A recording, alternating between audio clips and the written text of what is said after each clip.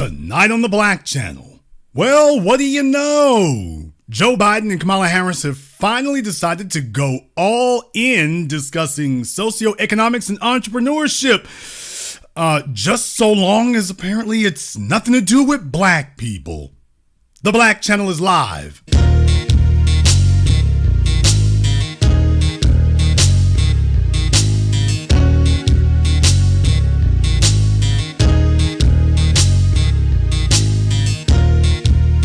Unapologetic, unadulterated, and absolutely uncompromising.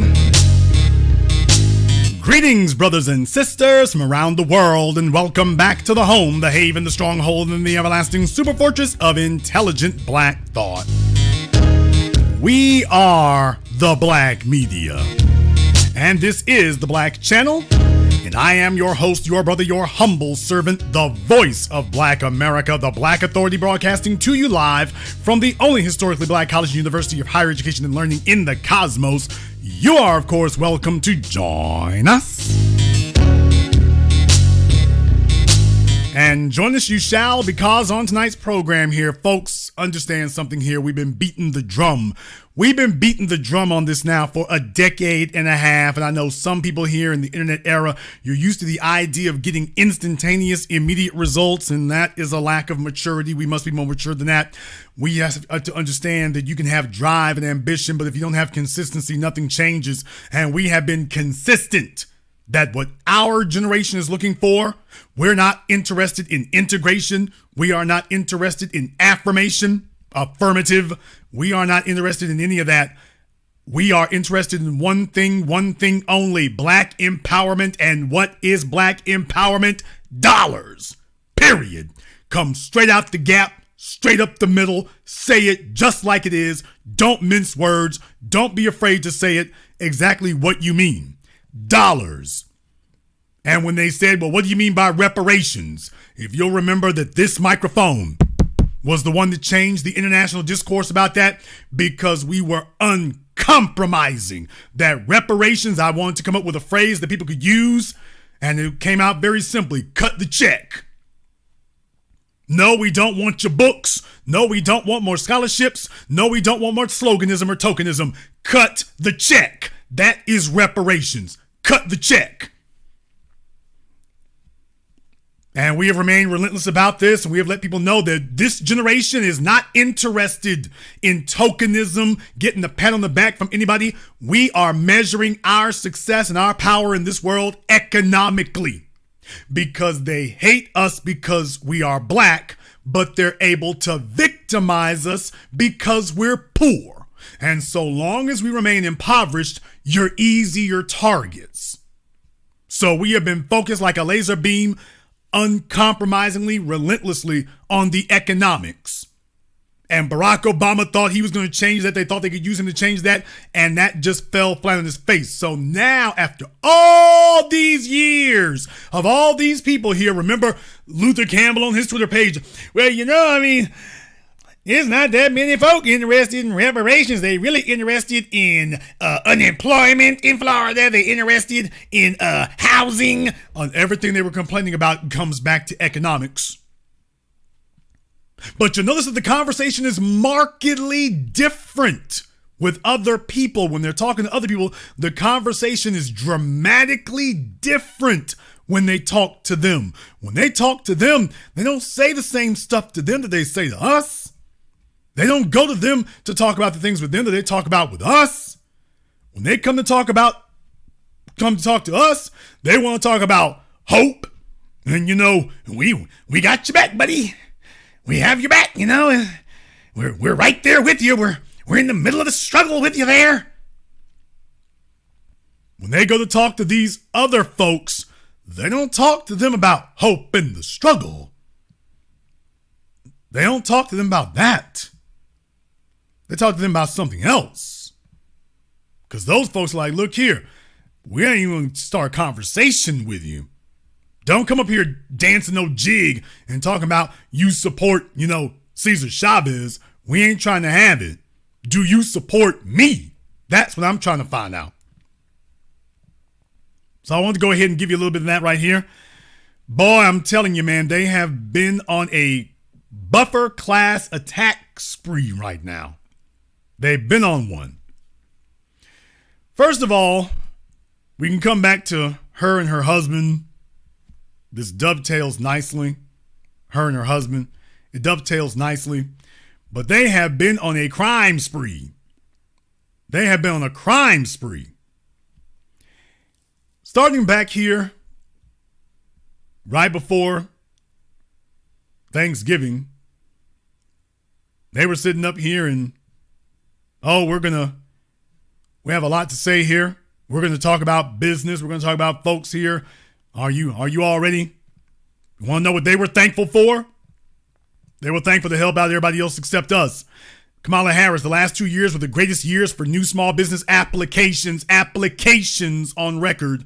On Small Business Saturday and throughout the holidays, be sure to shop local and support the backbone of our communities when our small business owners succeed. And then you go take a look at that. So she's like, if I have to talk about this, this will be what it is. This will be what it is. This will be what it is. This will be what it is. And then finally we throw some tokenism in there. Ooh, can we go buy some music?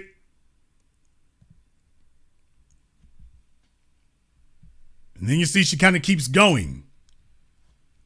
She kind of keeps going. November 26th, it was wonderful to visit Venice Bakery and Restaurant on Small Business Saturday as we honor the work that small business owners and employees are doing across the nation to grow our economy and support our communities.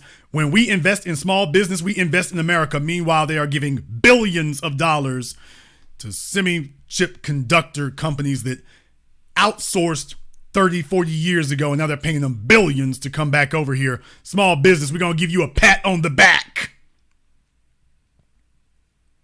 And the issue isn't about small business. The issue is about black business. By the way, her husband very concerned about Jewish issues. Her husband very concerned about Jewish issues here. Done for black folk, though, he just wanted to dance a jig. All right. Because Americans voted for Joe Biden and me in 2020, we capped the cost of insulin. Keep that in mind. Keep this in mind. We're going to come back to it. Keep this in mind. The reason I come up with this is because on Twitter, one of the folk here I follow here on Twitter, Nas Escobar, he's a good person for you to keep an eye on there as well. He had posted about this picture right here. Now remember, Kamala Harris has two accounts, one for vice president and one for herself. She's got two accounts on Twitter. And this is the thing right here that really got folks' attention. As you can see, it got a lot of views. That's the thing that really got folks' attention. Kamala Harris is sitting here, and she would like to talk to you about minority-owned business. And she's standing amongst a bunch of Asians, and there's nothing wrong with being Asian, but I thought she was supposed to be our first black vice president. I thought that's what that was supposed to be, remember? So she wanted to make sure she was front and center to let them know who she's really here for. So when she says minority, that's what she means. Too many minority-owned small businesses have been left out of getting federal contracts. They have been left out. They have been pushed out and kept out, not left out. And left out by Joe Biden, by the way, Mr. Segregationist himself. Joe Biden and I have committed to increasing federal contracting by 50% for minority and underserved businesses, and we're on track to do that. Minority means white women, which means white men using their wives and girlfriends as their front. This means nothing for black people. As a matter of fact, this is a negative for black people. An absolute negative. And when you take a look at her vice presidential account, you notice the same thing. But you also notice that it goes back here about the same time. They're talking about the armed forces, November 23rd for Thanksgiving. They're talking about that. Native American Heritage Day, November 24th. And then November 25th, Small Business Saturday. She thinks that posing with this fella here is supposed to keep us off her backside. Meanwhile, you take a look at where her efforts were. You saw one picture with a black dude, just one, but then you take a look at wherever else she is. Doug and I enjoy celebrating Small Business Saturday by visiting family and Latino-owned Venice Bakery and Restaurant. Thank you, Edith Orlando and their entire team, for the warm welcome and delicious chilaquiles. And you see, by visiting family and Latino-owned. Yes, sir. You want to know why we're discussing this as a buffer class issue? Because this is a dog whistle. This isn't even a dog whistle. This is just a straight up shout out that they know that they're losing the black vote. They know that they can't count on the black vote. So now they're trying to do everything else, because getting the black vote now means making specific promises and specific guarantees. And what they're telling you now is that we are dedicated to doing nothing specifically for you. So let's go see if we can go ahead and rally support with the non-black folk. Let's see if we can do that instead. Let's see if we can do that. We're going to see if we can get them together. By the way, here's your minority coalition.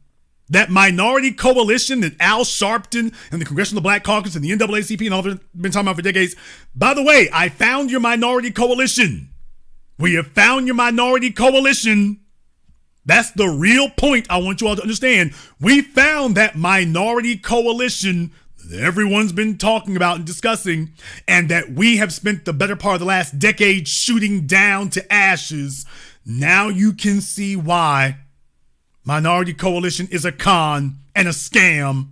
If you all agree, give me the fire emoji in the chat room and hit the likes button for me. There's over 3,000 people in here live in just the first 12 minutes. And I want everyone to understand that we are all on code about this, that we see this clearly for what it is, and it's exactly what we expected when we told everybody here for going on for years that Kamala Harris's job and Joe Biden's strategy was to tell us to just sit still while they gather together everybody else to outnumber us politically. And then they'll ultimately say, oh, well, we can't do anything for you now because, well, it's not white folk who outnumber you anymore. Minorities outnumber you, and they don't back reparations or anything for you either. Well, you brought all of them in and you helped them to leapfrog us. Well, you know, bygones be bygones. Vote blue no matter who. So what sabotaged what they were doing was we called it out for what it is early. See, we didn't wait another 10, 15 years before we called it out. We're calling it out now. And it's like, hell, this is hella inconvenient to have so many black folk on code about this kind of thing and calling it out for what it is. This is a bad look. This is a bad look. This is a terrible look. On the vice presidential page, she understands that folks are talking about business. She didn't want to go on about that. Now, she went on here about on the 26th. She's back to talking about the Middle East, but then showing video from Venice Bakery and Restaurant. And let's be very, very clear. I'm sure they run a fine business. I'm sure they make great food or whatever. At least I certainly hope they do. She said it was good, but she's been hanging out with Doug all these years, so there's no real telling how good or not good it may be. What? But that's perfectly fine. Do your thing. Y'all go ahead and do whatever you're doing out there business-wise. Nobody's hating on that. That's perfectly fine. Here's the issue. The issue is the black vote is what put those people where they are. And you sitting up here saying, well, don't worry, the black vote is a given. So let's take care of everybody else except black vote because black people are here to disturb and disrupt and destroy the status quo. So we're going to boost everybody else over them. And black folk are going to help you do it? Not any damn more. Not any damn more. We are not going to help you and aid and abet in you protecting and promoting everybody else's interests. Well, we got to sit up here and stomp the streets for you walking in the door handing to everyone else. Oh, and you're still going to get our support? I should think not. I think not. So she's trying to do the best she can across the damn board here. She's hanging out with folk. Rosalind Carter died. She's going more places here. Dubai. Maybe you don't want to bring that up. She wants to talk clean energy. Now, oh, we make investments in clean energy. Yeah, that's great. That's wonderful. arriving in Dubai. Okay, hope she ain't getting the OnlyFans popping. Then you go back to her personal page. She wants to talk about that some more. Have a cup of Joe with Joe and me. Ma'am, maximum cringe. Maximum cringe. We're going to do more work for everybody else. Oh, look, clean energy. Across the country, we're seeing a full-on attack against hard-won freedoms, such as the freedom to access the ballot box. Why? So we can vote for you. The freedom to make decisions about your own body. The freedom to be safe from gun violence. Does that include the police? Can't tell. Oh, look, we want to talk about guns now. Now she wants to talk about guns. Found all that to be very interesting there. Found all that to be very interesting because when you have a situation like this where all of a sudden they jump up and start saying things like that, that means something. This thing here, they're talking about these issues here because Americans voted for me and Joe. We capped the cost of insulin at $35 a month for seniors, approved $127 billion in student loan forgiveness, passed the first meaningful gun safety legislation in nearly 30 years. Let's finish the job. Don't you mean finish us off? Don't you mean that? Don't you mean finish us off?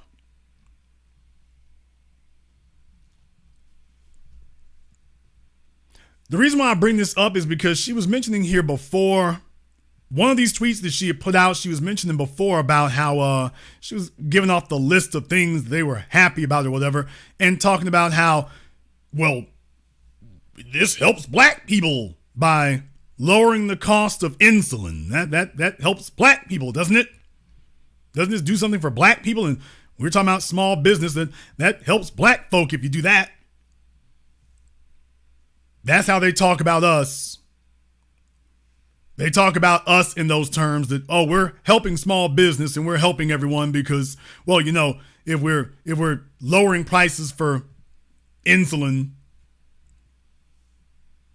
doesn't that help black folk too, doesn't it?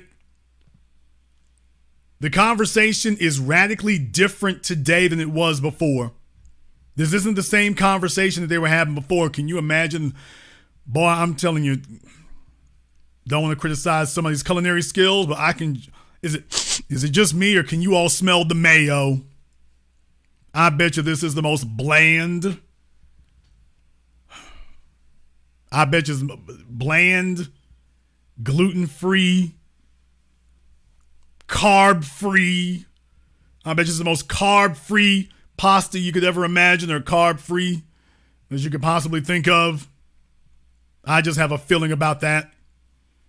So they finally found the ability to talk about small business for an extended period of time. They finally found the ability to talk about that, but we don't want to talk about that where black folk are concerned. We don't want to talk about that where black folk are concerned, and then it's back to politics as usual, hoping that we're not paying any attention. Well, ma'am, you are highly mistaken. We pay big attention to this. We paid huge attention to this. We paid huge attention to things like this. Because you see, the problem is you're supposed to have a portfolio of pictures like that with black folk. You see, when she comes to the HBCUs, they don't come discussing economics. They don't come to the HBCUs. They don't come to the black neighborhood talking like this. With the one or two times they might show up, they'll sit up here and show up with the NAACP, and they're not talking like this. Understand something. The Latinos didn't have to get together some civic organization to get them to come to them out the gate talking about business. They didn't have to rally them. They didn't have to rally them. They didn't have to get together in large numbers. They came through the door saying, hey, let's talk business. Let's talk this economics. They came in the door doing that. With us, they don't come in the door talking like that. It's like, okay, well, what can we do to discuss the 50th anniversary of hip hop? Can we do that? Ooh, let's talk about Juneteenth. Man, damn your symbolism.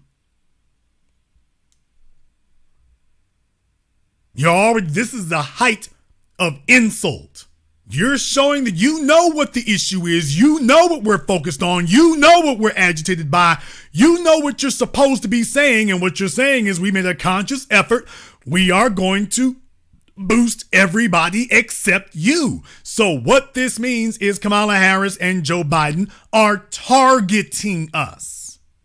And they are targeting black people and using these other folks to target us. Well, this will destabilize and neutralize you. And yeah, that's what we're doing there. So yeah, the resources going out, but we're going to make sure it doesn't go to you.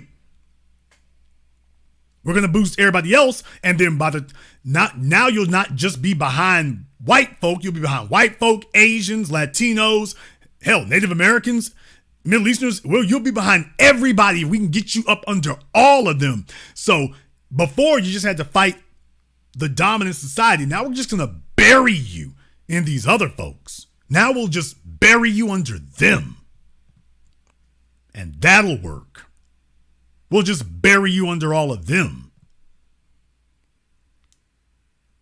The problem is we're actually watching this time. The problem is the conversations are radically different. The problem is when you do something this ham-fisted and heavy-handed, you can't really afford to have all eyes on you. Not when you're committing a crime like this. Baby, you need to be able to sneak through and there's not a whole lot of folk watching you. You can't afford to have it be this blatant. You can't afford for it to be this damn blatant what you're doing. You can't afford that. You can't afford to have it where everybody's watching and everybody sees you doing this. Not when you got all eyes on you. You see, going into 2024, baby, you're coming down the home stretch. You're coming down the home stretch. And what you are conceding is that, as I have said from the beginning, they are not going to do anything. What they're doing now, what they're conceding is that the stories we've been posting here all this time about Biden losing the black vote, the stories we've been making the whole time about that, what they're saying is they are conceding. Yes, we understand what it is. Yes, we understand that we're in hella deep trouble. Can we figure out a way to get this done without doing anything for you? No? Well, hurry up and fight as hard as you can to boost these other folks over black folk here. And even if Biden loses, hopefully these will be seeds that we're planting, and within 8 or 10 years, well, we won't have to worry about that anymore. Don't you all fool yourselves. Biden, they would just as soon make him a sacrificial lamb and a suicide bomber if it's necessary. It's like, okay, we're going to have to sacrifice you, but we got to think about the future here. We got to think about the future. So we need to make sure we set the table up correctly to make sure that these black folk are neutralized, because they're the only group that if they get sufficient resources, it completely disrupts the status quo. These other folks are not looking to overturn the white supremacist system. They are merely looking to improve their position within it. That's the difference. They are not looking to stop white supremacy, to break it, to crush it in its tracks. They're just looking to improve the cut that they get. That's what they're looking for. They're looking to improve their cut. They're looking to improve what they would get. They're looking to improve their slice. But they're not looking to destroy the white supremacist bakery, if you will. That's not what they're looking to do. So, of course, she is going to sit here and tell you, oh, this is a great idea. Yeah, because they're looking to lend their strength to the system, not to fundamentally change it. They're not looking to fundamentally change it. I wanted to tell you all about something. I want to ask you all about something right now. Think about this for a few moments. Now, you talk about your primarily white institutions when you come to colleges, your PWIs, primarily white, majority white institutions. You got that. You got your PWIs, and then you have your HBCUs.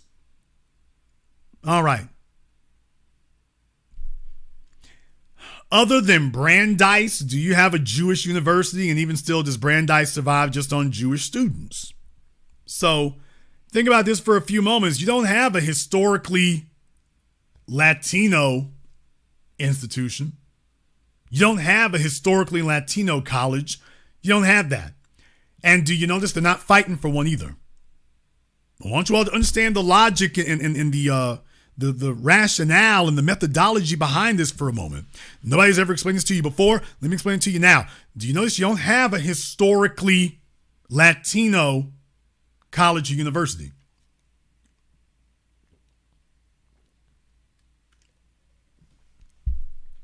Notice you don't have that? You know what else you don't have? You also don't have a historically Asian university or institution. Did you notice that? You don't have an historically Asian university or institution. There are no HACUs. There are no HLCUs. They're not trying to build Asian institutions. They are trying to improve their position within the structure. Oh yeah, a lot of y'all are learning a bunch tonight. Just that one thing right there. You never thought about that for a few moments. Yeah, wrap your heads around that. Tell me, what are the historically Latino colleges, universities, historically Asian, historically Middle Eastern? Show me where they are. You can't. They're not trying to build one.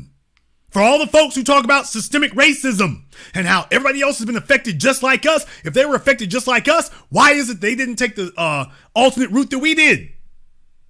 Why didn't they set up independent institutions like we did? Why is it they didn't have to do that? They didn't do it because they didn't have to do it. They didn't do it because they didn't have to do it. We had to do it. They never had to do it. And that's why they never had to do it, and they're not trying to do it now. Oh, I hope y'all are picking up what I'm putting down tonight, because a bunch of you just learned something, and a bunch of light bulbs just went off.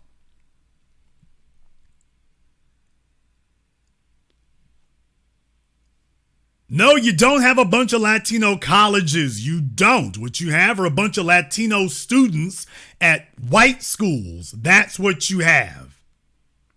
But you don't have these places that are bastions and strongholds of Latino culture and that were founded specifically for that and on that. You don't have it. It doesn't exist. We're the only ones that have an independent ideology.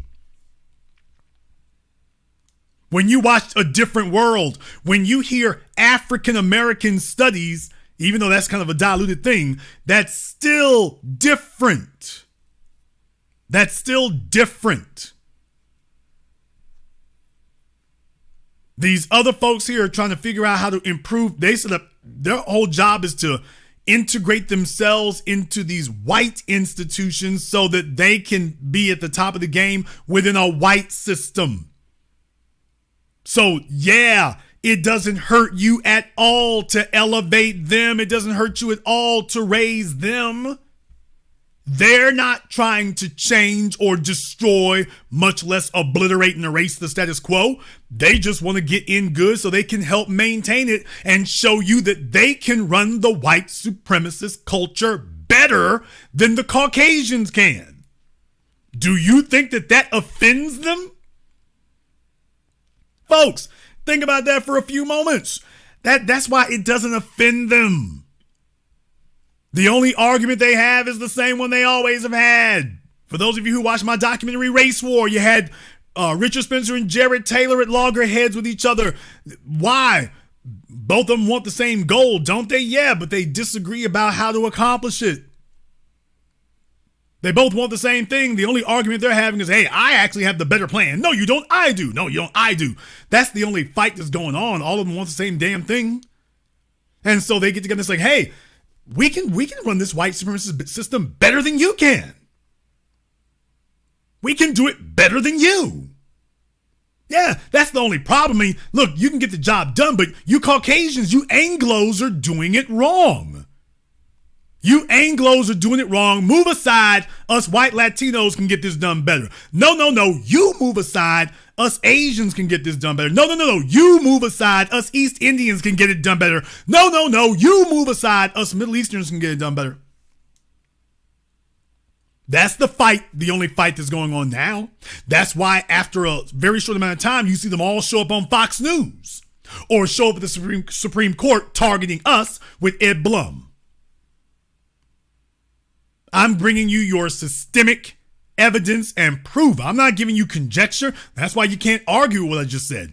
Show me where they have their own institutions. They don't have them and they're not trying to make them because they don't need them.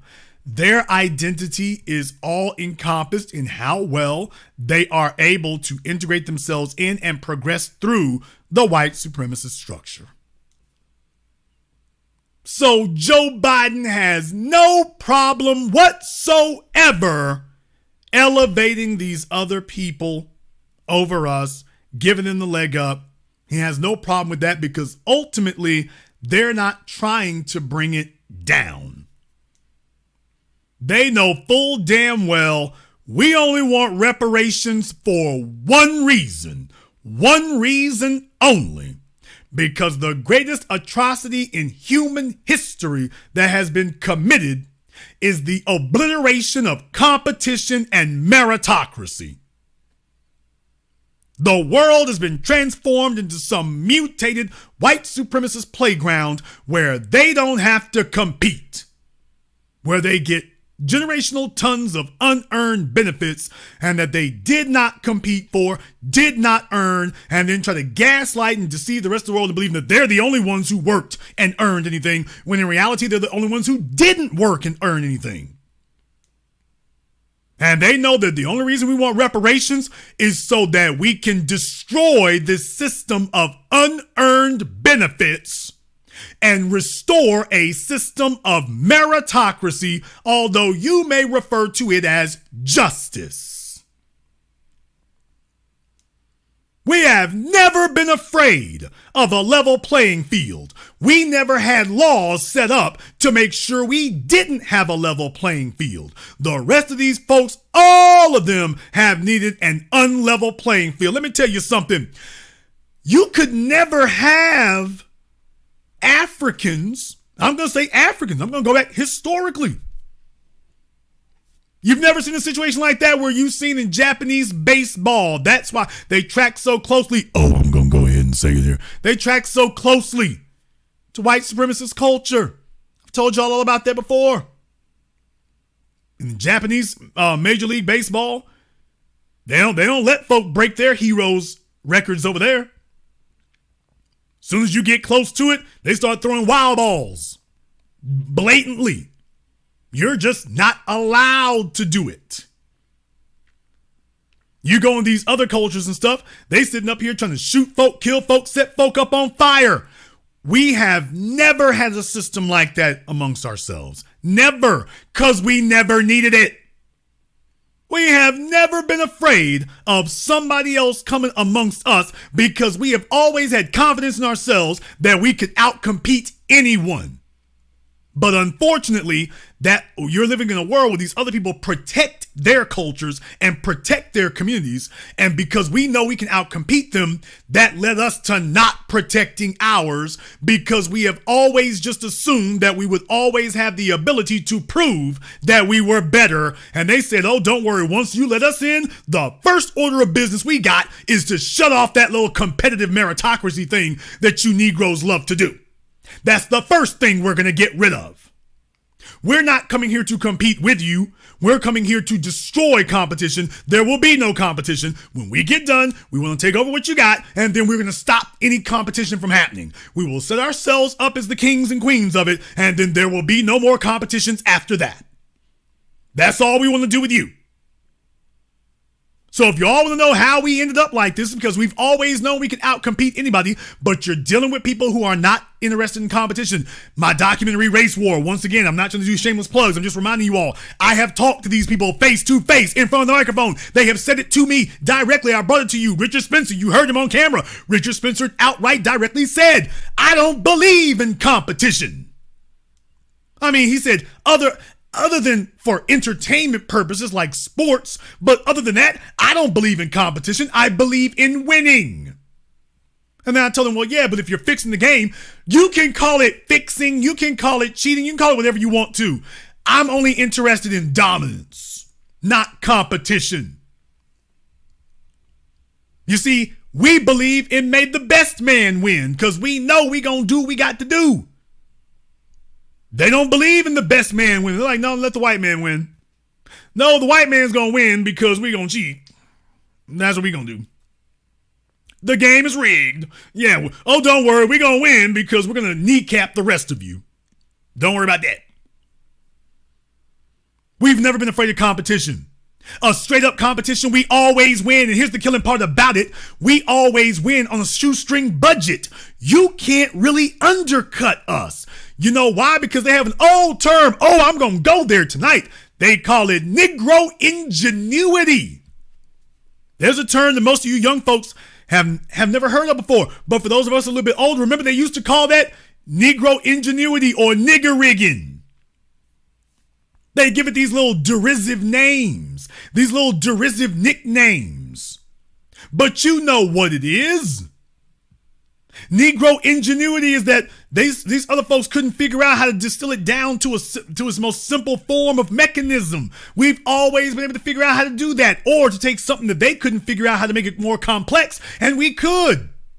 When you talk about food and seasonings, these other folks had seasonings for hundreds of years, thousands of years before they ever met us, and yet couldn't make it pop off until we showed up in the frame. Particularly the descendants of American slaves on the plantations, and yet we made it pop off. They had the seasonings around them and still didn't know what to do. You had all the damn seasonings and it was still mayonnaised. It wasn't until we showed up and we just had a whole different connection to it. We're like, let's fall back. We're gonna show you how to make this do something. And when we got done with it, they thought it was supernatural. When you talk about mechanical devices and everything else, we will never know how many devices that people are using today that were stolen from us because we didn't have the legal right to patent anything. But yet, folks allegedly didn't have a legal right to patent it. And then when you hear about, Granville Woods and others like that, you start figuring out, it's like, hey, hold on a second. We didn't work around that stuff all this damn time and not come up with new ideas. Yeah, you can come up with all the ideas you want to here, but you're not allowed to do anything with it.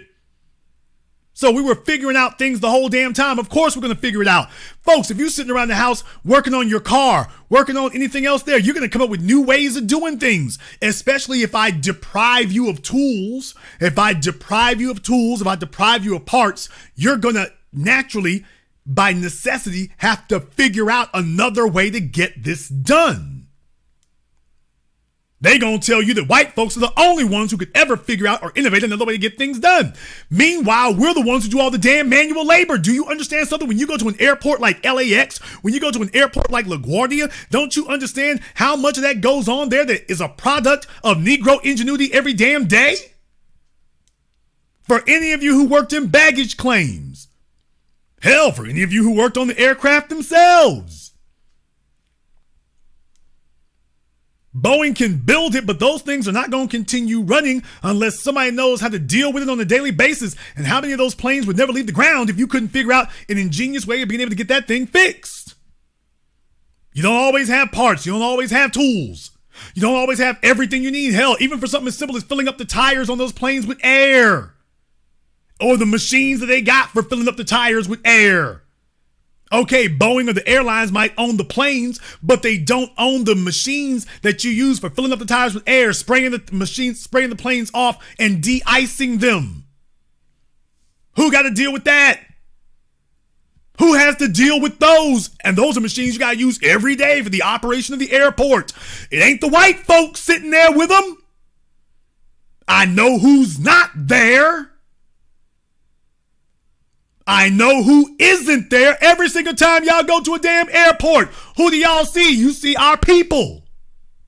Every time you go to the airport, you go to baggage claim on the runway, Hartsfield Jackson, you see our people out there.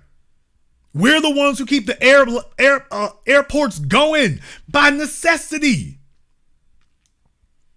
And you know the first thing we got to do, you got to learn your job, because that's the only way you can keep them folks from looking over your shoulder.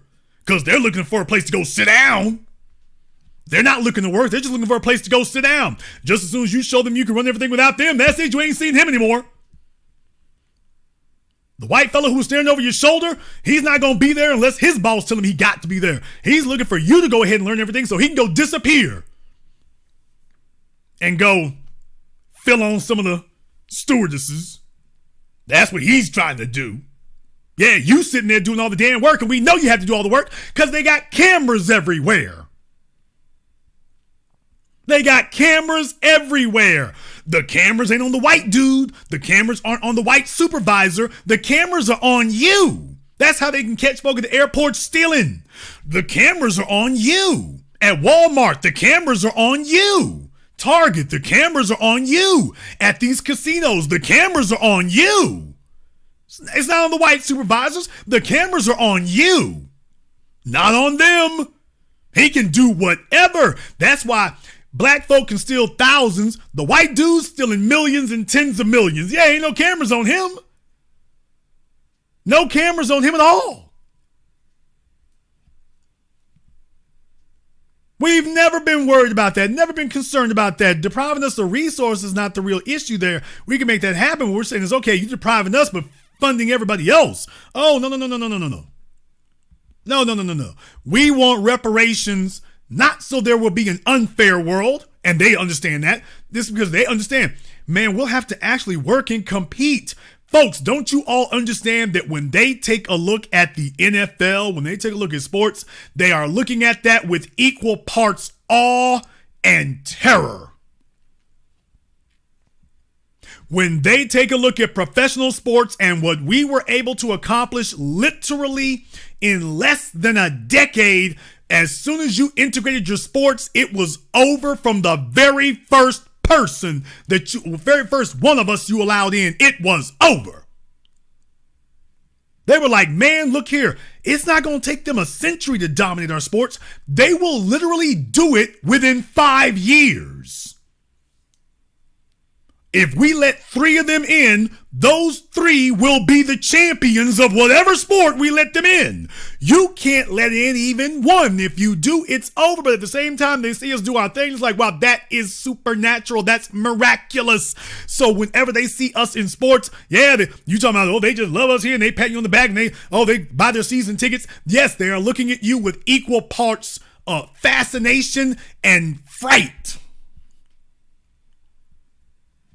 They are looking at us with equal parts admiration and absolute terror.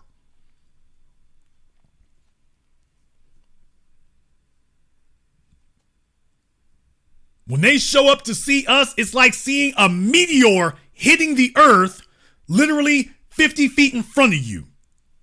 Think about that for a few moments. A meteor coming from down from the sky 50 feet in front of you, not 50 miles, 50 feet. And you paid to see it. It's like, whoa, you know, if that thing could kill us here. Yeah, it could. But we can't get a view like this from 50 miles away. We got to be right here. And so you're sitting right there watching this meteor come down. It's like, oh, that thing is spectacular. It's wonderful. I hope we survive this. Oh, it's about to hit. Man, I hope we live through this. So that's what it is. It's like, imagine being in that situation. Imagine that. It's like seeing a tidal wave coming. Oh boy, I've never seen anything like that in my life. Look at how big it is. I'm that much. Wow, I can't even take that. This is fascinating. This is amazing. I hope we live through this. I hope we make it. This is I can't turn away. I can't leave. This is amazing. Boy, I hope I live through this. Folks, that's what it's like for them being around us. When they saw Michael Jackson jump up on that stage, oh, this is incredible. How does his feet do that? Then they started thinking about Elvis. Oh, I hope he lives through this. Boy, I hope he makes it through this. I hope it's going to be all right. They've been trying to resurrect Elvis ever since. See, for those of you who are young, once again, y'all got to remember, Graceland used to be like, damn me, Six Flags. When we were kids, that was one of the things the media used to brag on that all the time, damn it. Graceland this, Graceland that, Graceland this, Graceland that. Michael Jackson got them to stop talking about Graceland within 2 years. Grace what? Yeah, it still makes a little bit of money, but it's like, it was nothing like what it was before he came along. Michael showed up and it's like, man, damn a Graceland. He's got Neverland and doesn't even sell tickets for it. What? Did Michael Jackson actually, I'm talking about on a regular basis, like Graceland was like an amusement park. You could pay for tours and go there every day. Michael Jackson, I don't believe Neverland was ever open for you to just walk around and, hey, it's Tuesday. Can I get some tickets to Neverland? Michael's like, yeah, look here, you disturbed my sleep. Get the hell out. You can come to Neverland by appointment only. Elvis Presley and his wife and his daughter, we got tickets. You can come around my house. Yeah, you got $50. You can come in, look all in my house. Look in the cabinets. Michael Jackson, look here. I don't need the money. I don't need the money like that. I don't need the money like that. No. If MTV show up, they can look around. But the rest of y'all, I don't need it like that.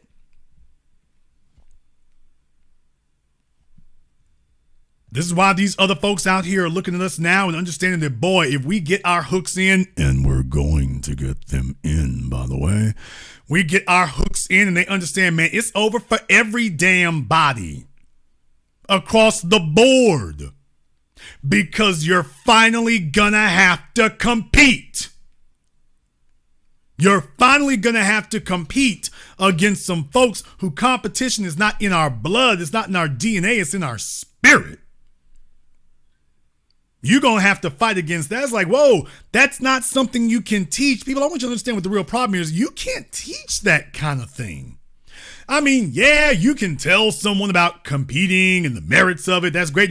But you can't teach someone to have competition in their DNA, competition in their spirit. You can't teach that. They either got it or they don't. They either have it or they don't. They either have it or they don't have it.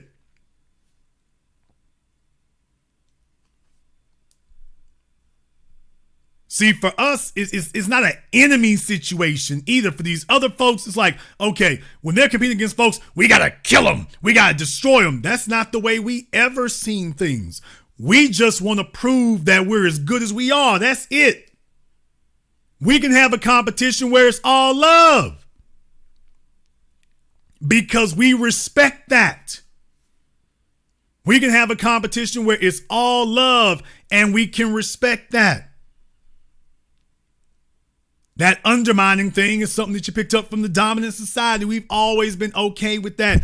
We've never had a problem with accepting somebody if they're better at it than we are. We've never seen that. We've never worried about that. That's not something that bothers us. But then again, we also understand and believe that we can always get better at it. You might get it this time, but you do know I'm coming back. You might get it this time. That's always been our perspective on it, and that's the right way to look at it. We haven't been sitting around waiting for somebody to give us that. We just been like, hey, you know what? Y'all didn't even give us human rights, and yet take a look at what we were able to do with that. All we're saying now is, by the way, that economic situation is what has been protecting you all this time from having to compete against us. That's why everybody is so damn focused and obsessive on making sure there is no competition. You go to China, they don't want you competing. Their economic system is set up to prevent competition. You go to India, theirs is set up to prevent competition. You go to the Middle East, theirs is set up to prevent competition. And certainly when you go into white society, theirs is set up and engineered to prevent competition. We are the only people who across the board, anywhere you go, we are already aligned for competition. We're not worried. We don't have to set it up or rig it. We're like, okay, if you come up with innovation, that's great, that's cute and everything. We've never doubted our ability to be able to surpass that. Not now, not ever. We've never lacked confidence in our ability to rise to the occasion. Let me tell you all what Black people's superpower is, folks. Our superpower is not simply a culture. We have a culture of resistance, but our superpower is that we are natural underdogs. Let me say this a different way. We are comfortable in the challenger position. You see, other folks are uncomfortable in the challenger position. We're just like, man, you look here. You can't really prove you as great as you are unless you can show folks, watch me make the champ look like a chump. Whatever you thought the standard was before I walked in here, I'm about to change the whole thing. So you see, we've never had a problem with that challenger position. Never. We are naturally comfortable with underdog status. We're naturally comfortable. You know why? Because we love it when y'all put all the cameras on the the person you think gonna run this. We love that. We love it. You know why? Because we love destroying the status quo. We love blowing up misconceptions. We love it when you think you found the best and then we about to show you what it is. We love that. We can't do that if we're already sitting on the stage with the spotlights on us. No. We love being the dark horse, if you will. We love being the one that you didn't see us coming. Because we want you to feel that full effect. We don't want you to just see us. We want you to feel this. We want you to have that confidence and assuredness that you got from watching who you think is the best. And then you see us come up and emotionally like, he ain't gonna do nothing here. Let him go ahead and finish doing what he's doing so we can get back to celebrating the guy we're supposed to be here for. And then we sit up here and blow the roof off this son of a gun. That's not just a physical thing. That's an emotional reaction. But we can't do that from the top dog position. We got to do that from the underdog position. So you see, we're comfortable being in that position because we know we ain't going to be here for too long. Oh, we're not worried about coming out the gap in the underdog position because we ain't going to be here for too long. Not too long. Not too long. And we're not afraid of getting knocked down because you know the old saying, every setback is a set up for a comeback. We love the comeback trail. Folks, Mike Tyson was big before he went to prison. He was the biggest thing on the planet after he got out the joint. Tupac was big before he went to prison. He was the biggest thing on the planet after he got out the joint. Muhammad Ali was famous before they took his titles. He was an icon after they took him. I can go down the list. You don't need me to. Every time they tell you it can't be done, every time they tell you that, we love the underdog position. We love that because we know that our ability to perform is not dictated by your perception of us. We understand that you just naturally do not see us as being as good as we are because you can't afford to see us as being as good as we are. And we love, can I just go ahead and say it, y'all? We love being the underdog because we relish the opportunity to wipe that smile off your face. And we're not doing it from a position of injustice. We're doing it from a position of justice. We love wiping the smile off the face of injustice, off the face of arrogance, off the face of unjust people. We love wiping that look off your face. We love seeing that big old smile on your face, and then we knock things down. Watch that smile plummet. We love it. And that's why you are fighting tooth and nail to make sure we are never in a properly funded position. Never. Because you can't teach folk how to do what we do. It's like, oh, hell, I'll be damned. Don't you all know how many of us been sitting around trying to figure out how we're going to do something way better than the pyramids? You're talking about the pyramids as if that was the last time we changed the world. Are you kidding me? We've been doing it all the damn time. We haven't stopped. We haven't stopped. Not at all. So you all are the ones who need that. You're the ones who need that. You're the ones who need an unfair advantage. You're the ones who need for somebody to give you that. Not us. Whenever we've been given a level playing field, you don't hear us complaining over there. You know why? Level playing fields work for us. Level playing fields do not work for these other people.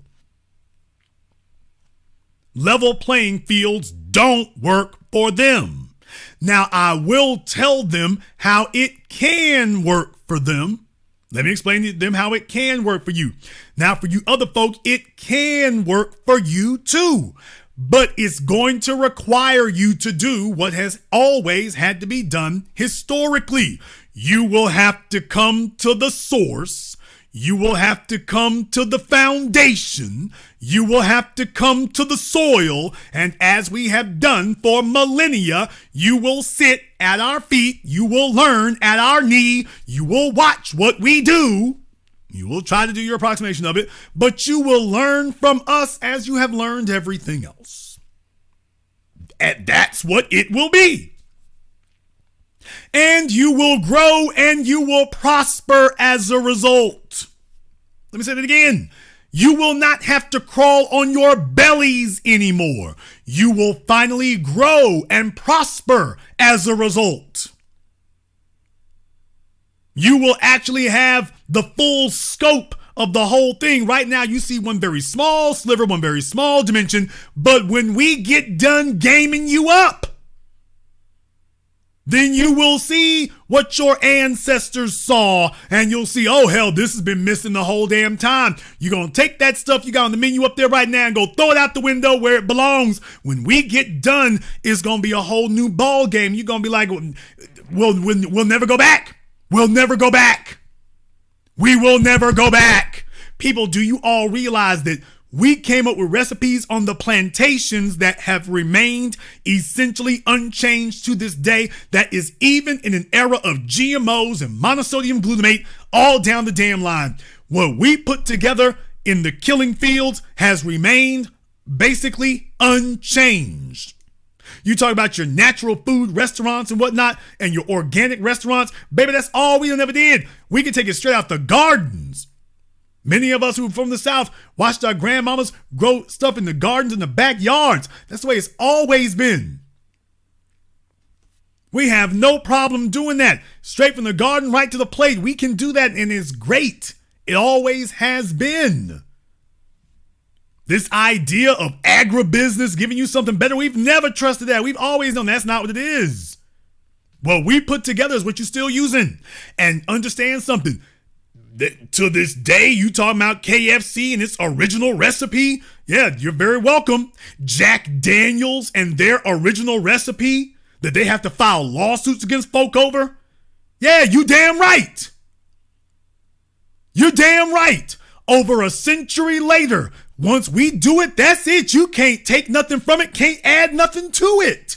People, this is not me talking. You go ask KFC if they're going to add something to it or take something from it. The formula you got today, the formula you've had now for half a century, that's the formula you're going to have a century from now. You can't add nothing to it, can't take nothing from it. The only thing you could do is screw it up and mess it up. That's all you could do. But you can't change it. I don't drink, but let me tell you something. Jack Daniels don't sell what it does because folks don't like what they got. Jack Daniels doesn't sell what it does because folks don't like what they got. It sells what it does because they love what they got. Well, guess what? You can't change that formula either. Aunt Jemima, we can go down the damn list. You can't really mess with the formula, then mess it up, to be totally honest with you. You get the idea. Anything we make now, you can't really mess with it. You can't really mess with it. That's why they sit up here wringing their hands about the damn biscuits. They're obsessive about the damn biscuits. Yeah, that's that and popcorn shrimp, which for those of us from Louisiana is a damn joke and an insult, by the way. If you really want to know something, for those of us from Louisiana, popcorn shrimp is really a joke and an insult, but if the rest of y'all like it, knock yourselves out. But that's why they obsess over that garbage. Yeah, because you can't mess with the stuff we brought you. That's it. That's the stable. That's what the franchises are built on. The rest of that, forget about it. And you better be glad that we never did really hop on that hamburger thing. You better be glad we never really hopped on that. There's some places here and there you might find. You better be glad that we were doing chicken and not hamburgers. If we had done the hamburger thing, okay. McDonald's would have been McBrothers.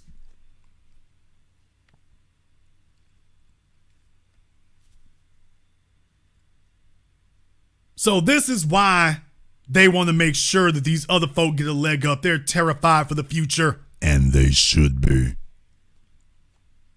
And they should be. They're terrified for the future, and they should be. But just understand, as I always end my program with, the future is uncompromising. And you can try your best to stall it if you want to here, but man, that's not going to work out the way you tell yourselves. So folks, these politicians are not dumb. They're not stupid. You don't need a committee. You don't need to write a letter campaign.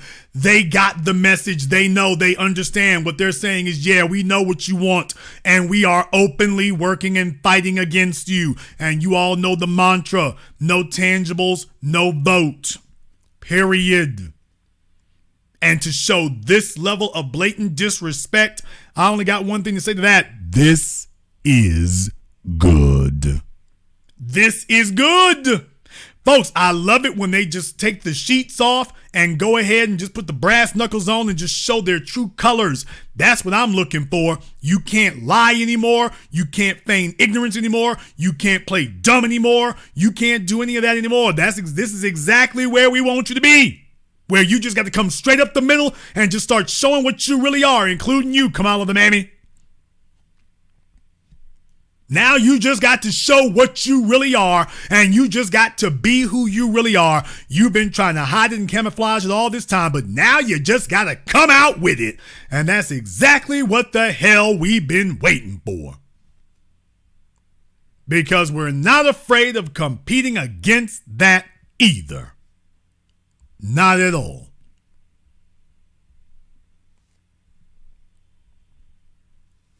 We're going to go ahead and take a very brief commercial, non-commercial break. When we come back, we'll take your phone calls. Before we do, I want to thank everyone who has contributed to support tonight's program on PayPal, CashApp, Super Chat, Venmo. To my man Keith, thank you very much for your support. I appreciate that. B1 Media is a lifesaver as well. Thank you very much. And Andrew L.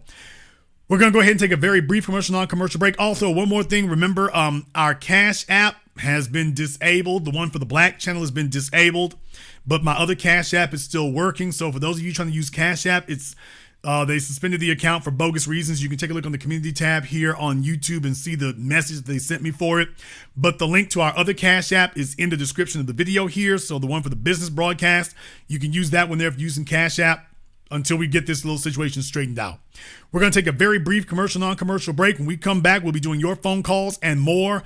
This is the Black Channel. Hello, my name is Steve Burgess, and I'm the author of this book, Guidelines for the Successful Student, a closer look at parenting your school-aged child.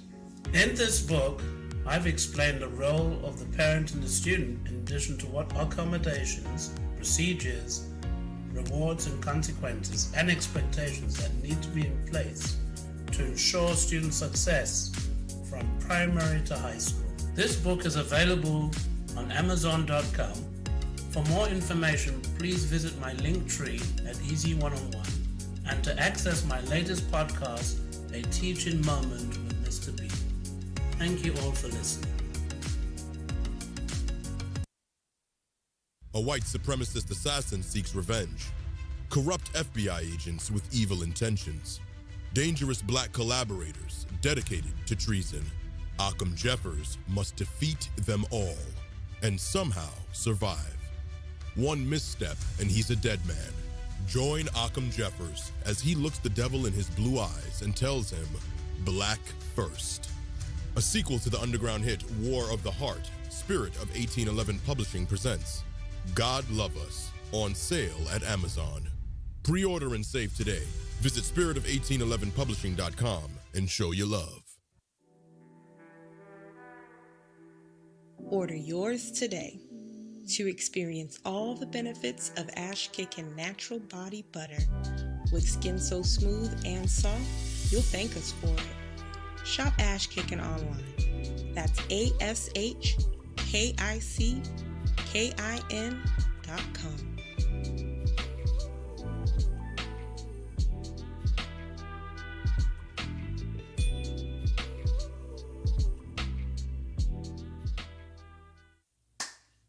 Hi, this is Brenda Starr, creator of Poetry with a Purpose and author of the book Pressed But Not Crushed. Pressed But Not Crushed is an anthology of political poems that address current and historical issues in American descendants of slave population and African American population. The book describes slaveries and its residuals, Jim Crow segregation, social depredation, and other relevant issues to American descendants of slaves and African Americans, including the current political climate that does not address our issues.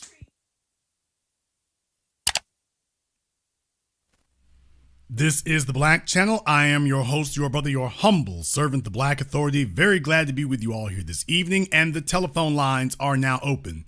The number is 646-787-1933. That's 646-787-1933. Your personal access code to the blackest radio program in existence, the only one of its kind on planet Earth today. As always, you are welcome to join us on tonight's program. Here we are discussing Biden and Harris and the anti-black buffer class business strategy. Small Business Saturday for them was non-black Business Saturday. So in election year, they didn't go to the Latinos talk about, oh, can you give us a good recipe? They came to them to talk business. They came to them to talk economics. You know, all the things that they avoid and refuse to discuss when they come to talk to us for the last 3-4 decades. All of a sudden, they get around these other folk and they're not playing dumb anymore. Well, they come right out the gap. All of a sudden, they got some sense when they talk to them. So, yeah, going forward, folks, put everything else on the back burner. Don't talk to us about insulin. Don't talk to us about scholarships. Don't talk to us about student loans. Cut the check. Cut the check. Let's go ahead and get to the telephone lines here. Caller from area code 415. You're on live with the Black Channel. What's your name? Where you calling from? It's Denise in San Francisco. All right, Denise in San Francisco, what's on your mind? I was going to say, this coalition of non-black people that Biden and that woman is trying to put together, it's not going to work. Here in San Francisco, I'm around a diverse group of people all the time. And if you want to see a very selfish, confused, self-destructive people of color, all you got to do is come to San Francisco. They just got fresh off the boat. They may have been here maybe 50 years at longest. And they think they know everything about the system. And they're going to try to play everybody around them to get petty, penny, careless and stuff, but they can't even get in their own homeland. And never mind the destructive long-term effect of what they're trying to get and achieve. And they're not going to be too sweet about voting for Biden and that woman because they only vote for the highest bidder at the time. What have you done for me lately? What have you done for me right now? Oh, you did this in the past? Oh, that don't matter. I want this now. You not providing it, I'm jumping ship. That's their nature. Very true. Thank you very much for giving us a call tonight. Let me get caller from area code 469. You're on live with the Black Channel. What's your name? Where you calling from? This is Thomas calling from Dallas, Texas. Thomas from Dallas, what's on your mind? Yeah, Jason, I have to recommend you and also the new black media has been on code. We've been on code with each other, and people have been listening to the new black media, checking out the black community in Chicago. Man, they've been talking like the new black media. So that let you know right there that we've been knocking down doors and the Democratic Party is not going to be able to run game on a lot of black people anymore, because, like you said, this is good. When our backs are against the wall, is when we fight more. We come out fighting more better when our backs are against the wall and we're not just asleep anymore. And that's what they thought we was going to be, asleep. So we definitely, man, the new black media, you and all the other people in the new black media has been doing your job, and just keep up the good work, man, because it's working, and it's definitely working. The black people ain't sleep no more, and we're going to keep on moving forward. B1. B1, brother, thank you very much for giving us a call. Now, let me get caller from area code 323. You're on live with the Black Channel. What's your name? Where you calling from? Hey, good evening, Big Brother Jason. This is Brother Elijah calling out of Brooklyn, New York. Brother Elijah, what's on your mind? Jason, I'm not switching off the topic, but my question is gonna just please follow the question, my big brother. Over a year ago, with tonight's topic, over a year ago, I was listening to your Twitter space, and a brother asked you about reparations, and you he was talking about the dollar goes down, and you answered him in a way saying the answer might be no. With that being said, big brother, with the way they're flooding in these immigrants, would there be a situation where it just might be where a lot of us FBAs would be completely assed out and will just be completely not physically wiped off, but definitely financially wiped off? Okay, well, black folk are already financially wiped out, so what's the worst we're looking for? Well, what I meant by that is, okay, we're financially wiped out, but to the point where you're going to see a mass of us, instead of us still being in housing, basically we're going to be a mass of us going to be in the street. I'm not saying us individually here, but I'm saying it's just going to be dog pile full of us in the street like that. That's what I mean. Certainly you've already got that in a lot of areas here now, but I think what you're looking for there is, here's the thing. The more blatant it gets, the more acute things get. Eventually it gets so hard that folks can't afford to ignore it anymore. So like I said, that's why I said after the killing of Trayvon Martin, I was like, I don't know what it was about that in particular that hit people in a way that Sean Bell and Amadou Diallo and all the others didn't. I don't know why that one was treated so much differently, but I'm like, I don't know why it happened, but I know it did. So there was before Trayvon and then there was after. But it wasn't like the threat wasn't there before. So once you start getting too blatant with it and it's in folks' faces and they can't ignore it, then they start taking their energy. It's like, yeah, you know what? Turn off that TV for a little bit. Let me go deal with this over here. That's what you want to try to avoid if you're an oppressor. And that's what's happening right now, is that folks' attention has turned to this and hasn't left. So in the event that things get more acute, in the event that things get more dire, that really only plays to our advantage. We don't need black folk having distractions. Yeah, we need it to be in your face all the time. We need it to be I've always said the dial for the suffering needs to be turned up, because that's the only way you can guarantee that people will not let their attention wander off somewhere else. We've demonstrated on too many occasions that we'll allow ourselves to get distracted and wander our attention off. Want to prevent that? Then the threat got to be at your front door, banging there, sitting on the couch, eating potato chips, kicking your kids in the head. That's what it's going to have to be. So no, what you just said to me, of course I don't want it, but by the same token, that doesn't bother me to the extent you might think it does, because I know that most folks are interested in being lulled back to sleep. And the only thing that prevents them from getting lulled back to sleep is the enemy at the gates, kicking you out the house, taking your car, kicking your shoes, knocking your kids in the head. Then it's ever present, and you can't afford to ignore him. Yes, sir. B1, big brother. Excellent broadcast. Thank you very much for giving us a call tonight. Let me get caller America code 725. You're on live with the Black Channel. What's your name? Where are you calling from? Hello, this is Sean from Vegas. All right, Sean from Vegas, what's on your mind? Yeah, I'm just going to say this, sir. Listen, No disrespect. You going way off. Like, you tearing them up. We love you. We appreciate you. We in Vegas, we rock with you. You know what I'm saying? The other thing I just want to say real quick, we are the apartheid state. They talk about that Palestine and everything else that's going on. This is us right here. And keep doing what you do, sir. You know what I mean? You are an encouragement and an influence and a benefit to our people. And we love you, sir. Thank you very much for giving us a call tonight. Let me get caller from area code 904. You're on live with the Black Channel. What's your name? Where you calling from? Sean, Jacksonville, Florida. All right, Sean in Jacksonville. What's on your mind?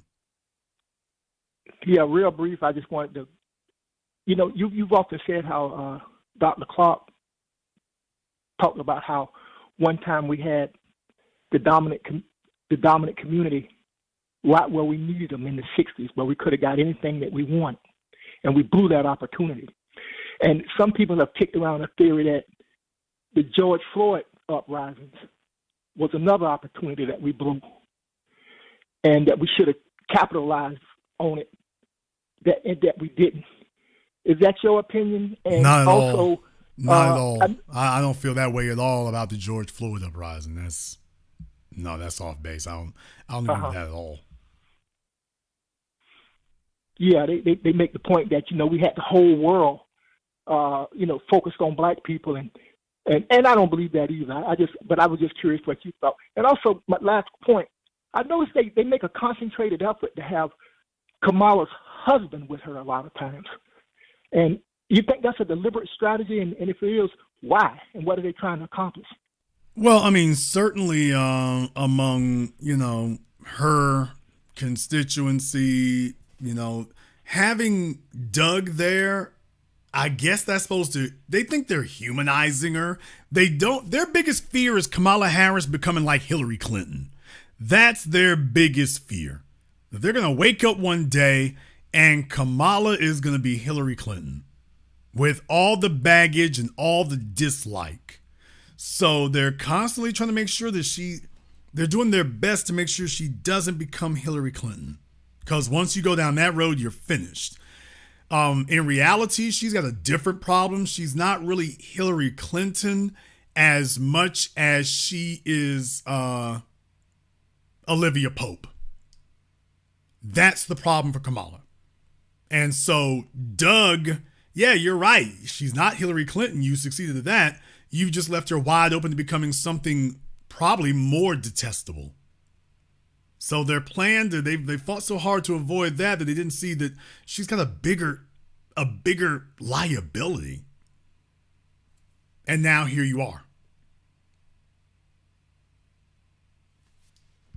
She looks so uncomfortable around black people. I mean, it's really so obvious. Anyway, B1. B1, thank you very much for giving us a call here tonight. I mean, look, she's comfortable around black people so long as she's in charge. See, she's got mulatto disease. Oh, man, am I going to go there? We going there. She's got mulatto disease. She's comfortable around black people, particularly around black women, as long as she's in charge, as long as she's running them, as long as she's sister girl and she's setting the agenda. You see, she is to a lot of our mixed, I don't like to use mixed, but high yellow brothers and sisters, let's just keep it 100% real on the bricks. A lot of y'all are used to getting that faux white approval, and you're used to Negroes kind of sucking up to you as a result. So in other words, you kind of get the rub of that not being competitive. You kind of get the rub of that not being competitive. Let's be clear.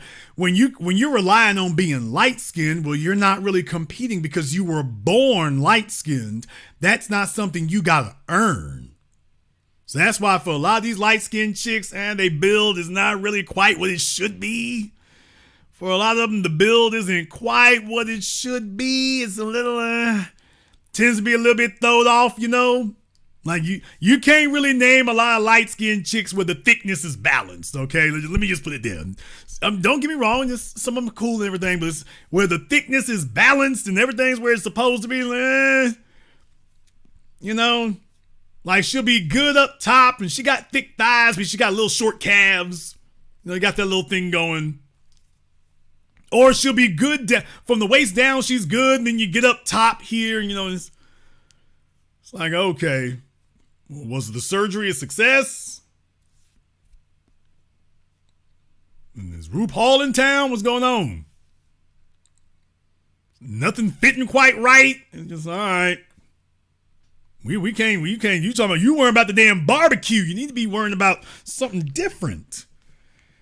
So, like I say, it's just, they didn't really have to compete. They don't really have to compete, and they get used to that. So they get these little positions. They get these, you know, when you're the light-skinned girl at the job and you sit there giggling with the white dudes. So, and if you join the black civic organizations, they're used to sitting up here making you their front person. So you out front because, ooh, she got the long hair. So that's why I say, as black women, you look dumb as hell. Grabbing the little chick, the little light-skinned chick, and putting her out front. Just understand, that's not accidental. Every single one of them gets the message. They get the message that you put them out front. You see, as the men, that's a different situation. Steph Curry is the dude. Don't get me wrong, Steph. Don't think you're gonna run nothing. Do not get it in your head that there's a light skin privilege where you gonna run it. Don't get that twisted. There is no light skin privilege where you gonna run this. Everything you get, you gonna earn. Every little penny you get, you gonna have to earn it. When you get out there in that court, even if the NBA throws you extra money, they throwing good money after bad because like, we ain't gonna give you any points when you get out here on this court. We ain't gonna give you no points. You're gonna have to earn every shot you get. So when you're dealing with the light-skinned chicks, you got to understand this. Most of them are used to not really having to compete. They're used to folks giving them starry eyes. They're used to being able to count on and flaunt what you mixed with. Ooh, what are you mixed with? So just imagining in California, Kamala was that chick in LA. Y'all got to understand what it is. Kamala was that chick in LA. She got to tell folks not that she was mixed black and white, but that she was mixed black and Asian. I'm black and Indian. It's like, oh, she is exotic. Think about that, dude. Why do you think niggas was sitting up here? Everybody was lined up for their turn. Oh, I ain't laid up with a half black, half Indian chick before. I ain't never had that. Let me see what that's like. So next thing you know, niggas was literally getting a ticket and standing in the rope line, like getting in the club 9,000. And she used it. You saw she used it. See, here's how you know that Kamala is fake. Because when we started saying what we were saying, she didn't know how to respond to it. Malcolm knew how to respond to that. Malcolm X knew how to deal with niggas coming after him for his skin tone, coming after him for his mama, coming after him for his hair tint. Malcolm knew how to deal with that. You see, when you're not protected, when you got to compete, when you got to come up through the soil, you know how to deal with that if anybody questions your credentials. You know how to deal with that. You don't start getting more wobbly and more corny because you know that's the soil ain't going to have it. And you also respect the fact that the soil is going to test you and you ready for that. That's why these light-skinned chicks and these biracial chicks and whatnot, that's why they fold like warm laundry in most cases because they're not really real and they're counting on something else. But for the ones who are real, they know what to do when folks test your credentials. They know what to do when folk question you.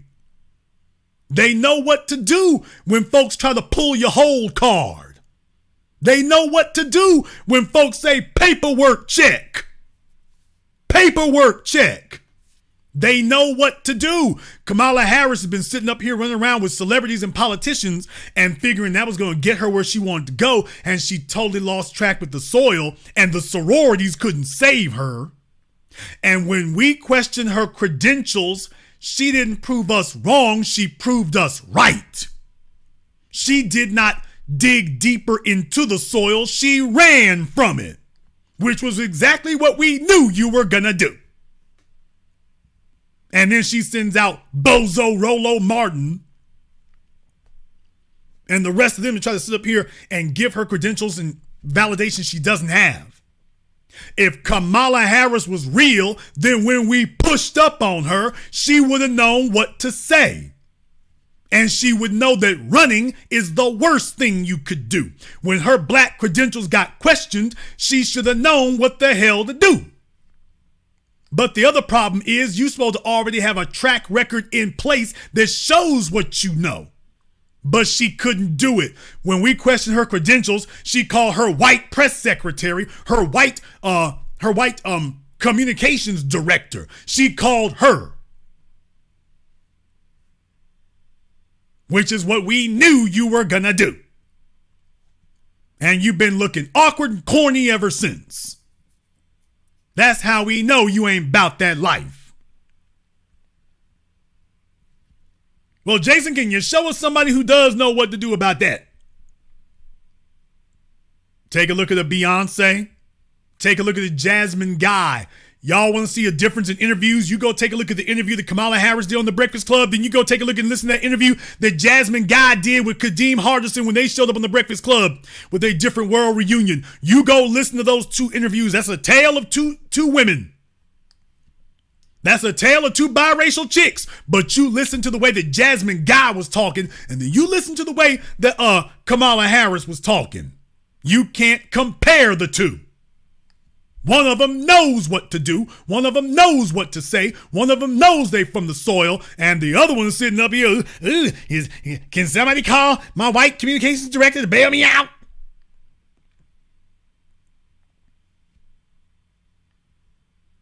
You can't fake this. You cannot fake this. And it ain't about being from no housing projects either. You can't fake this. Pro-black folk connected to the soil come from all stratas of life. They come from all socioeconomic stratas. Your blackness was not given to you by the hood. The hood is where you were placed. Blackness is eternal. Blackness is eternal. A housing project didn't make you black. A housing project made you aware of white supremacy. A housing project didn't give you that.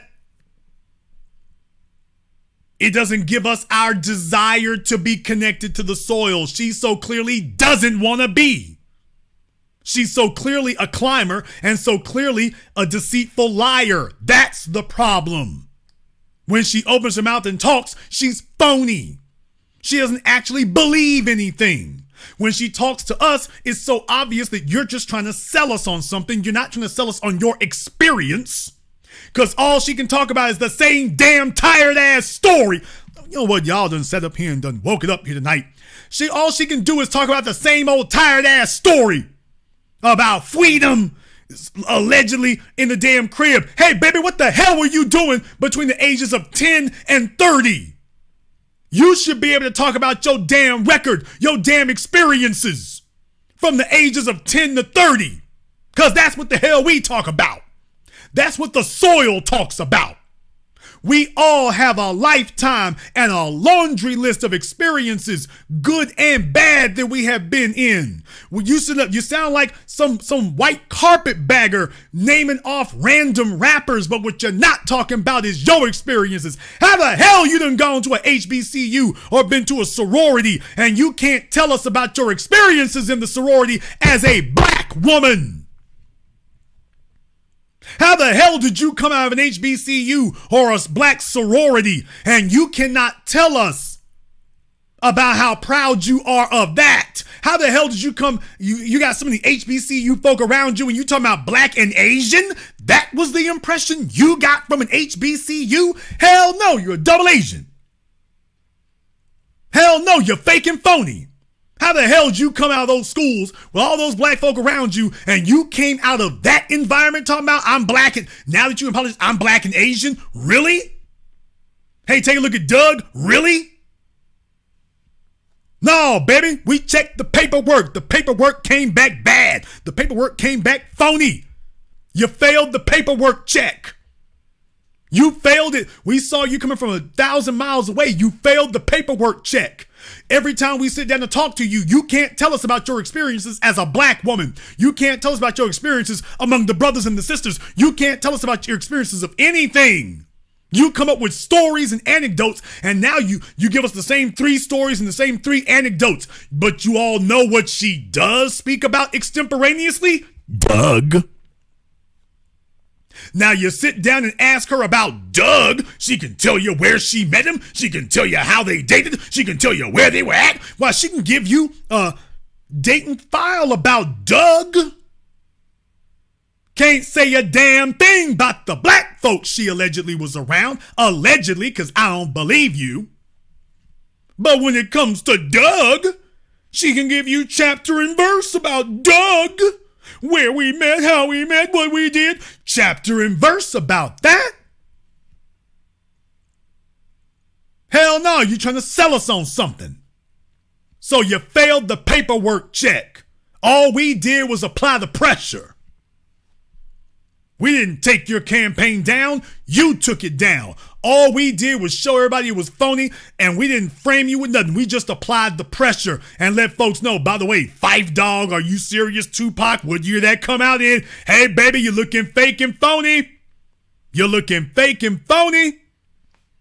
Not gonna mince no words about it. You look phony as hell. You failed the paperwork check. You didn't fail the paperwork check because you're light-skinned. There's plenty of light-skinned folk who can pass the paperwork check. You failed the paperwork check because we can take a look at everything around you and see, oh, you one of them. And you thought we were going to be easily fooled. The joke's on you, Jack. Shout out here to my man, Family Business.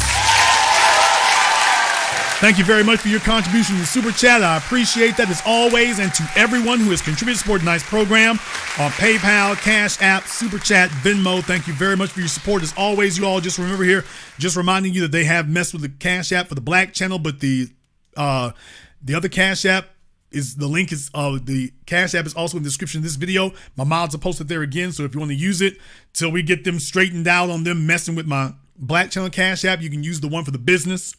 Let me get caller from area code 412. You're on live with the Black channel. What's your name? Where you calling from? Hi, Jason. This is Robert calling from Pittsburgh, Pennsylvania. Jason, another eye-opening program. Kamala, I wonder when Doug kisses her, do he think about Willie Brown? She reminds me of a cackling hyena. When you consider that melanated people of America and abroad, you acutely realize the energy, the powers that should not be put forth to arrest our development. But still we rise, Jason. Dr. Anderson put it forth. We don't react as radical as warranted due to the fact we are not aware of the pain that we're in. We are brought up by holidays and worship and materialism, which promotes Caucasian hypnosis. If we stop smoking and drinking, we'll bring a common front to our efforts.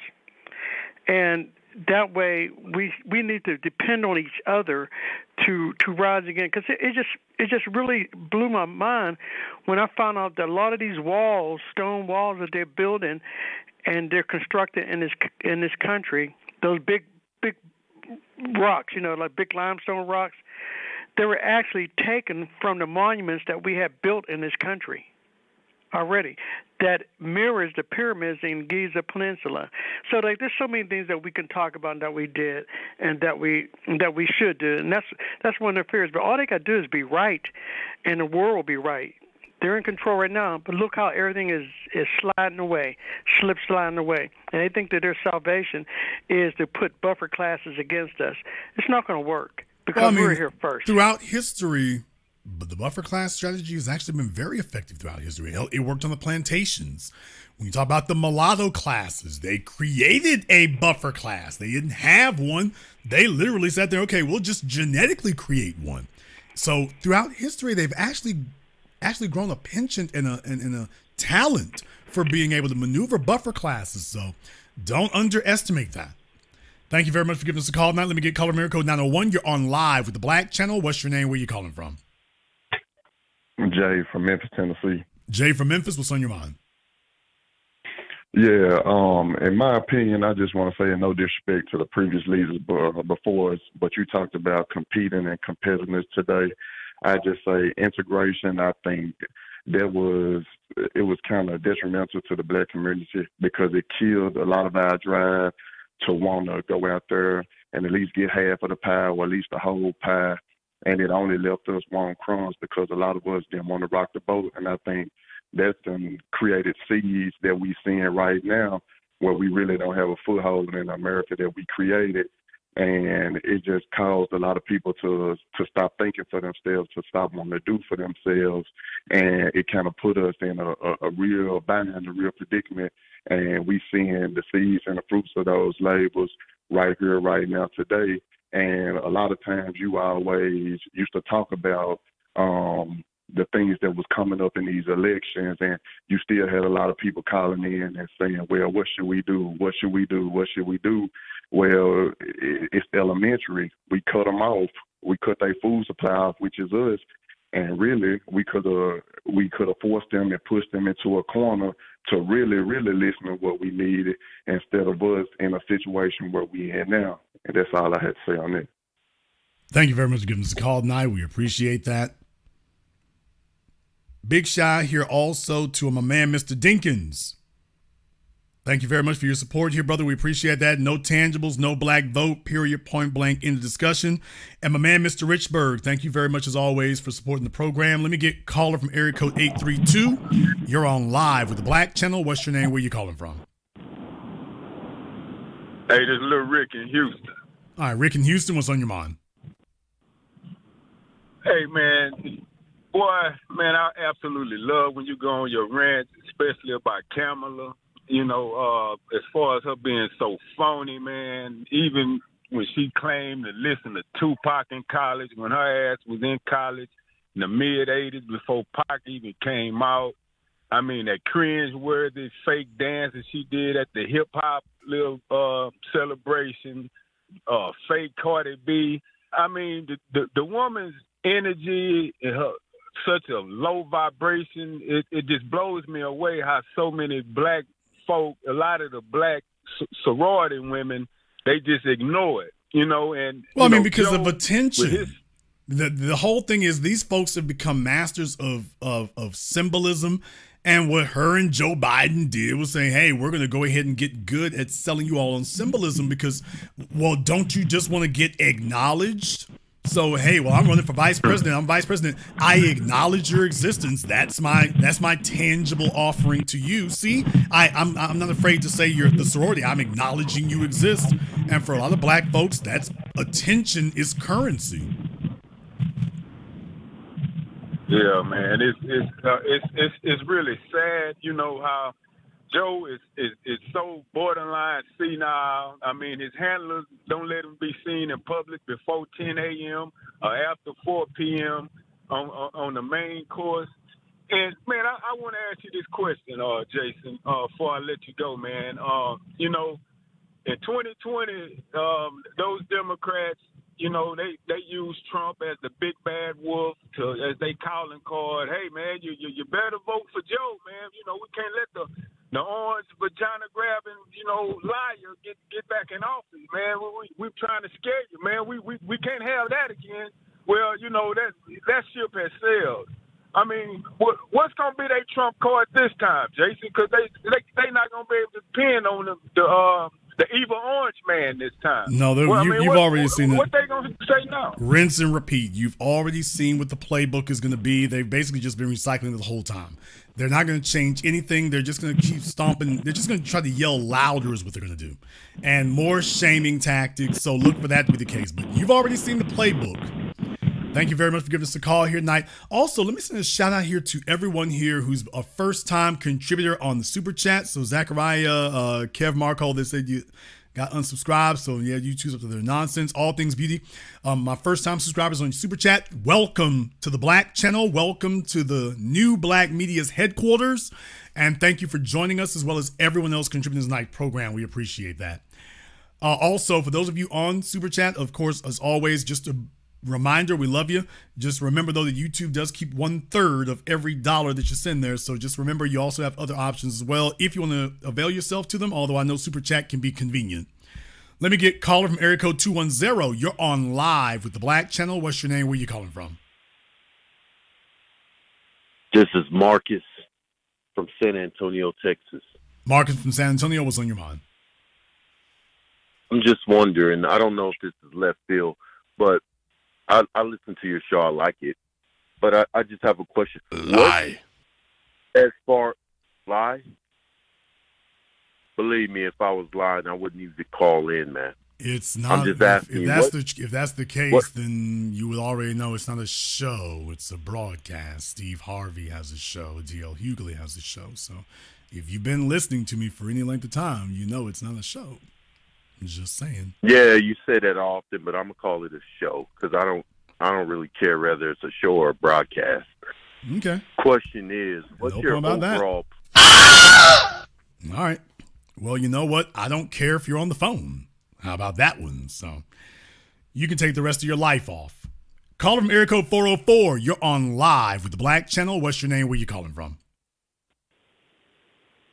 My name is Bobby from Atlanta, Georgia. Bobby from Atlanta, what's on your mind? Hey, Jason. I just say, man, it's another great broadcast. I really enjoy what you do and everything. But I just want to make 2 quick points. I think what you just saw and what you just perfectly illustrated is another, symbolic gesture.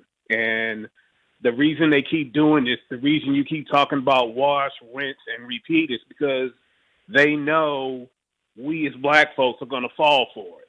And at some point, we as black folks, we gotta smarten up in the game and stop falling for the jokes. We got to stop falling for this stuff because they know they're not. We know we're not going to get anything out of this. We know we're not going to get anything from these people, whether it be Kamala Harris or Donald Trump or whomever, to make our lives better. And my second point is on this. As far as the immigrant group class is concerned, eventually with them, the rent and the bill is going to be due. They're going to have to pay up because if you look at it, white society is giving them all these benefits. And what it's going to do is going to keep them enslaved. And what we're telling them is don't fall for it, but instead they continue to fall for it. And one day, Jason, for the immigrant class, the bill is going to come in and it's going to be heavy and it's going to be a price that they cannot afford to pay. I'm out. Thank you very much for giving us a call tonight. We appreciate that. Look, everybody thinks they can dance with the devil. Everyone thinks they can dance with the devil. And the problem is you can try to dance with the devil, but you will not be able to lead. He's always going to be leading. Always. We're going to go ahead and wrap things up here tonight. If you are new here to the Black Channel, welcome to the haven of intelligent black thought. We do this every weekend. Click that red subscribe button. Click that yellow notification bell. Join us each and every time that we're here. If you haven't been to our website, blackchannelfilms.com, you want to go and check out our groundbreaking best-selling documentary work, 7 a.m., Gentrified, Race War, all available on DVD and streaming. Go to blackchannelfilms.com. That is blackchannelfilms.com.